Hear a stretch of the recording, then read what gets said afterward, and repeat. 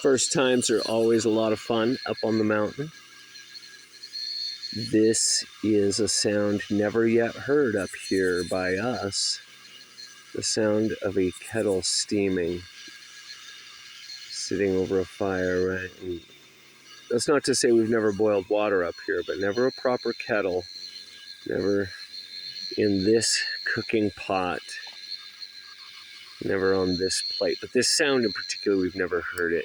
Shelby asked about what the sounds are like. We've got the kettle here at night. And actually, this is pretty typical. The fire, some cooking, the brand new sound of a kettle. And then out here we've got frogs, definitely. Great, great, great, great, great, great. And then we've got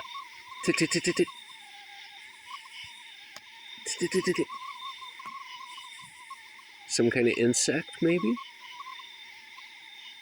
And then there's always crickets in the back.